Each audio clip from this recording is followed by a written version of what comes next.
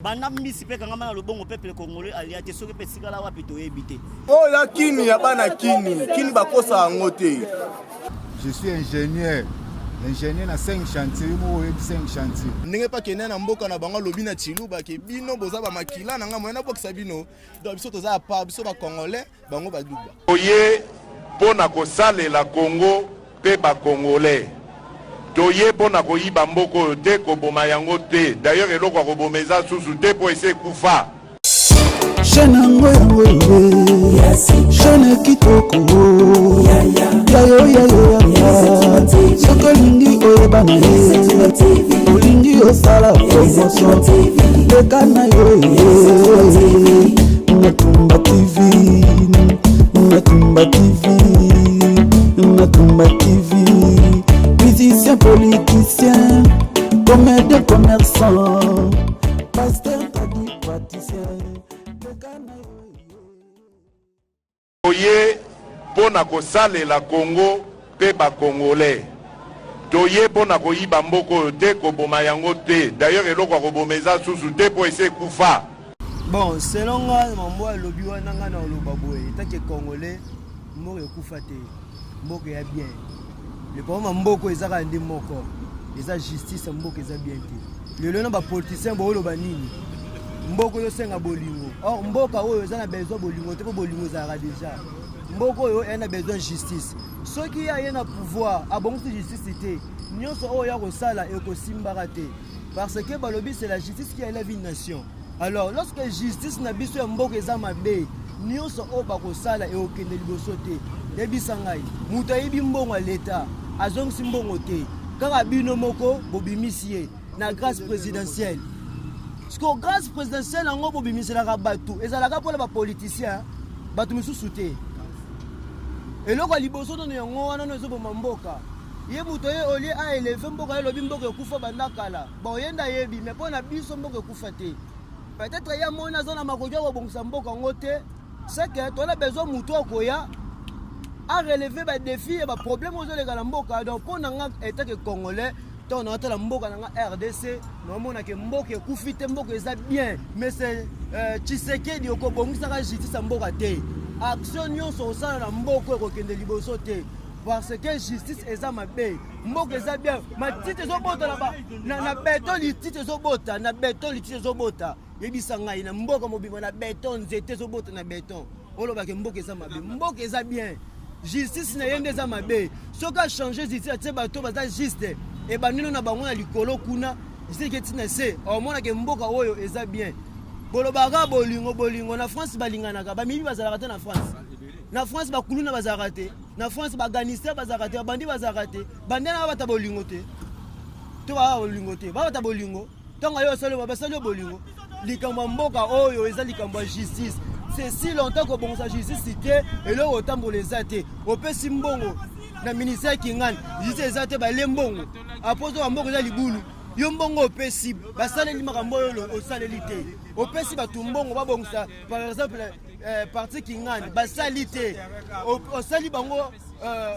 bokele bango na justice eza malamu te bisanga mbongo ebonga ndeni donc pona ngali ka mboko ezali ka muteke mboko ekufa kala mboko eza bien. D'ailleurs eloko ko bomeza susu te po ese kufa. Aujourd'hui là, on peut dire que nous vivotons. Nous menons une vie médiocre. Aucun citoyen congolais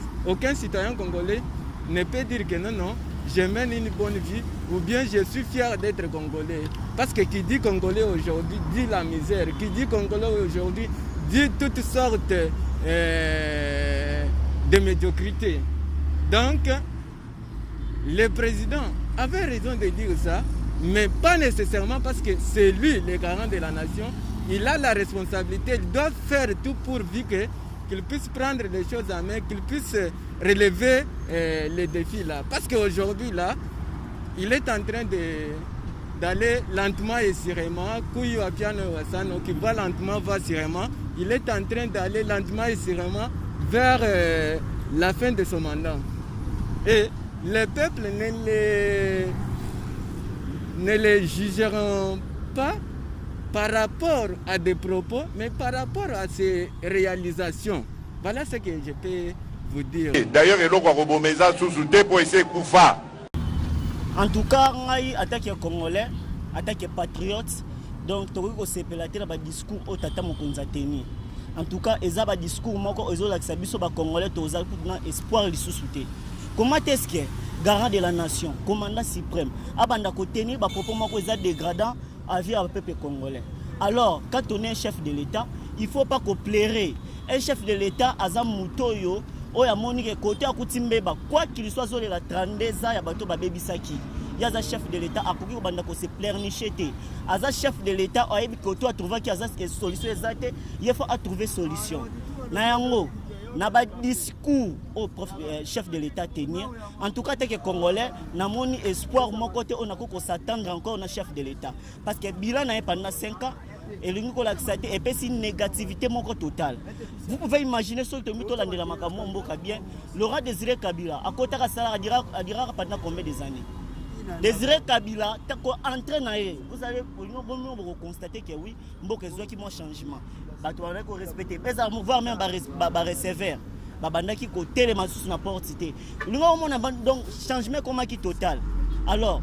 kozwa papa Tshisekedi azui azo plaire kaka na sima bato. Comment est-ce que de plus en plus to changeaka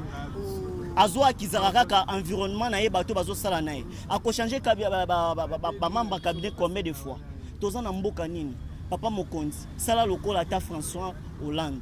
François Hollande a sali 5 ans na France. Tout justement 5 ans. Amoni eloko alinga réaliser le peuple a sali en côté. Alongwe na Bokibo Konzi atiki manko yo kota. Pourquoi n'est pas ici au Congo? En tout cas, espoir autozalaki nango pour le chef de l'État. Avoir un chef de l'État ce qu'on doit tenir ba propos na ba promesse na.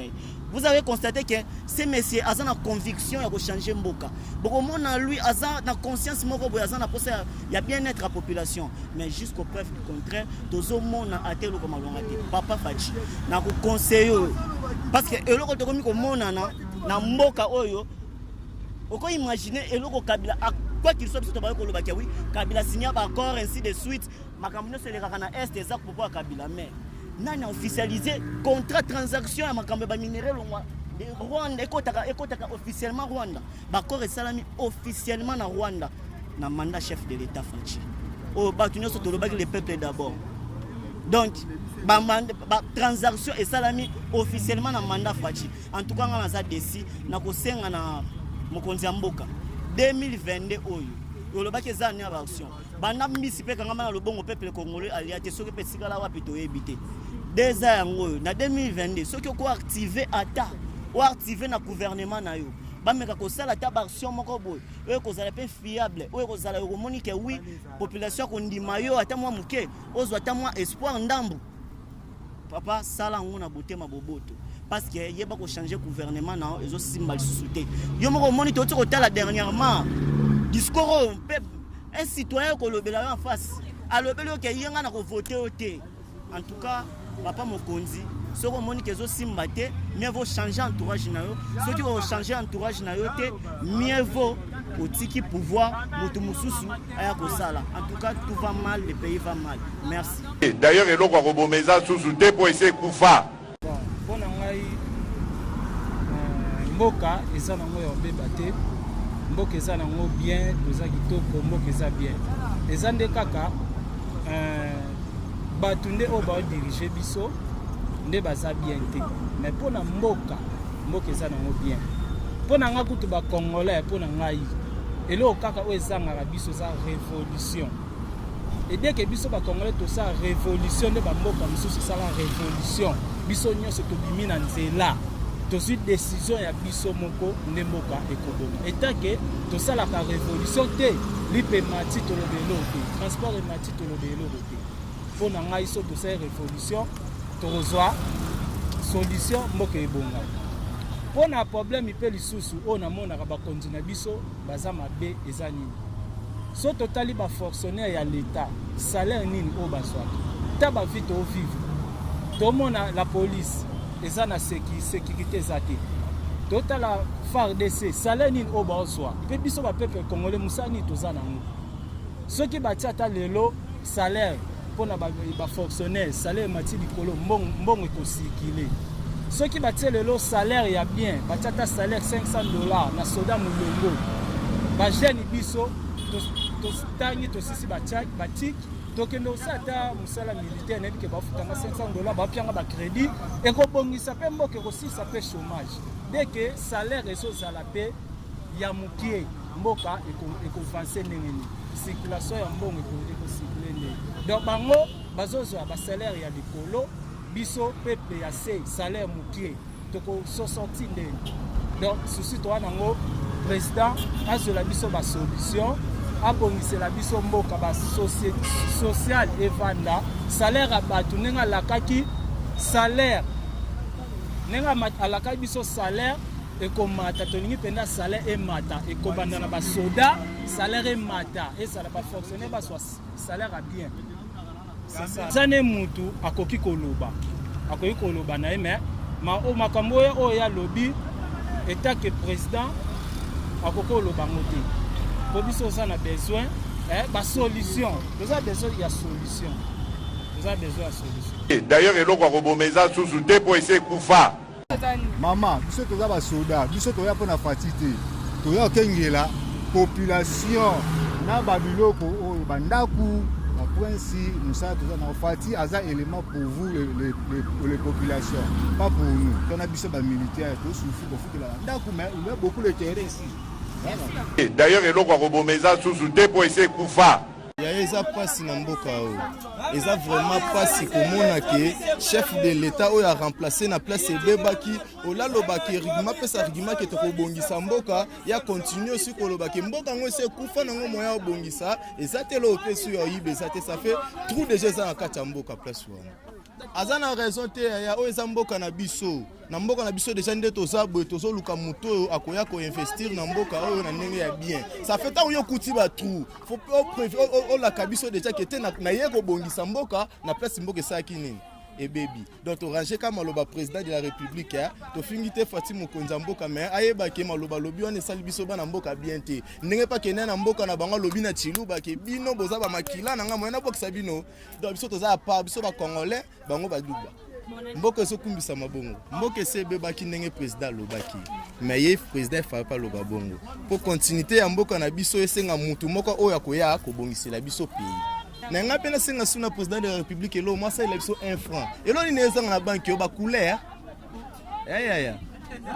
tona posa 1 franc to valoriser mbongo na biso so na 100 000 na pala so to lia déjà 1 franc et ça biso de valeur to somba sous chasser 50 francs te mboka ni babanda kotanga mbamo na 5 ata yo moko sala bongo ye kulo sabano ndeni toza na posa basala biso nouveau monnaie nouveau franc basala biso 1 franc ka ya pambo edima na mboka chef de l'état pour recruter pour aller biso nos toza ba congolais jamais chef de l'état oya na mboka oya pona ko bongisa mboka ba ndesa biso déjà que mboka sebeba moya ko bongisa mboka ezate ba kinoto le li place wana président longola tribalisme la kata bandeko na yo toza na souci biso nos toza ba congolais donc moi na mboka oya mboka bani na époque ya Mobutu alongola no makambo ba parti eloko e kabula mboka ezali kama ba parti o ngai parti o ngai kinga ndo sabe mboka se kabwana ki yo loko ye chef de l'état osongisa biso na lignée o Mobutu azaki tata moko ekolo moko mokonzi bo moko o ya kini ya bana kini bakosa yango te tobenga na ba Rwanda wa bino moko yebi kini eza ya bana kini tribalisme na kati ya mboka na kini te kala mingi te tokomo silika to ya mabe Nana oyebisa bino bocha tembe kwani mboka za mboka na biso to ala posa ba avantage na mboka na biso to ala posa teke na mboka na biso moto za ba fazer maye utaka na mboka na biso moto na courant na mboka na biso moto na bino so na mboka to na ba bomengo ebele me ba bomengo mboka na biso moto mona ka ngote to na mboka faut vivre bien pour ça saka na gouvernement bazo ba soda ba tela biso na nzela na ba grenade na ba bombe yo so mona soda na kata capitale asima munduki aka bala biso de yake to za na kata guerre politique ba bimisi biso ba moko toza na kata guerre bazosala publicité ya Sosona Thompson na mboka après 4e siècle bazosala publicité ya Sosona Thompson ça fait biso toza na kata guerre toza na nzala toza na loko toza posa biloko wana te toza na posa biso pe toza na ba avantage na mboka donc mboka na biso toza na posa avantage to mona pe avenir ya bana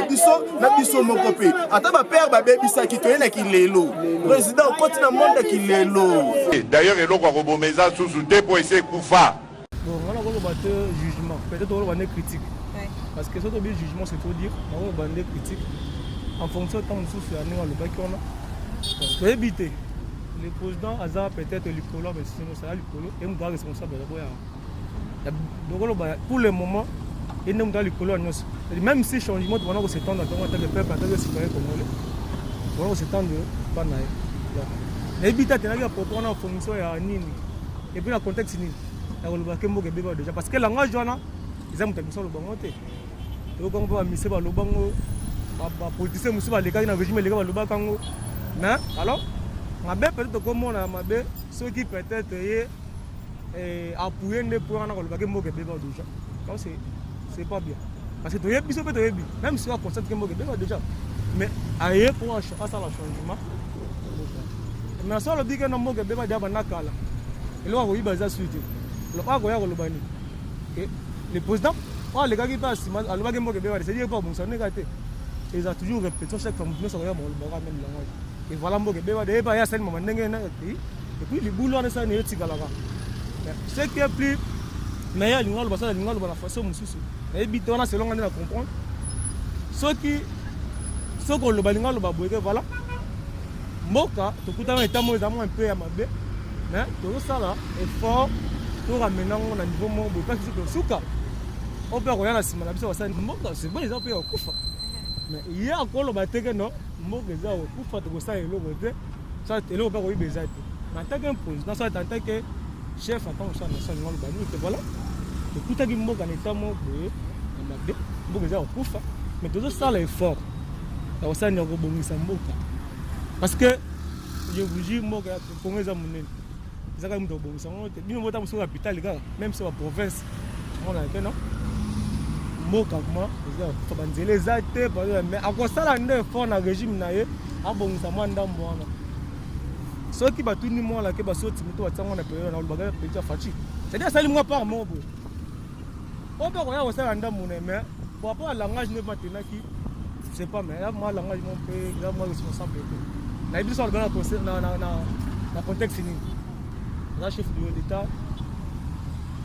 toloba aux amis de pouvoir ou majorité azaka peut-être chef na biso le kabla ba point de vue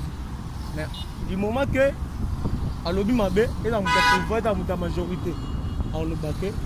à lobby mabe ça ba fanatique te vraiment to benga mbona kombo na sinu ba luba donc na pesi pour parler pour ça la tant ça avec la majorité ça ça avec mon connaît vite mais bika pour ça la biso pour tana vraiment aza responsable zaka neto na banda ça ti moi na to bota pe bana le balo bota mo bota mutema te moi na te patam sa mela masanga sala bo le maman na ti non yo na bo kuta ati na beba déjà yo na okibote beba déjà même si na mutema no ko sala peut-être ningo lingo sala bana musu te ko sala ba effort et voilà à moi na ngala mikana mo ko zongi sera mo ntila ko zala ko par rapport à wana na éviter so pour ya rupture le bagon na contexte ni mais pour na place wana ma pour tenaki za ma un peu bien d'ailleurs eloko ko bomeza susu te pour essayer kufa Shenango yango Shene kitoko ya Soko lingi oyebana Olingi osala promotion Dekana Natumba TV Natumba TV Musicien, politicien Comédien, commerçant Pasteur, tadi, praticien Dekana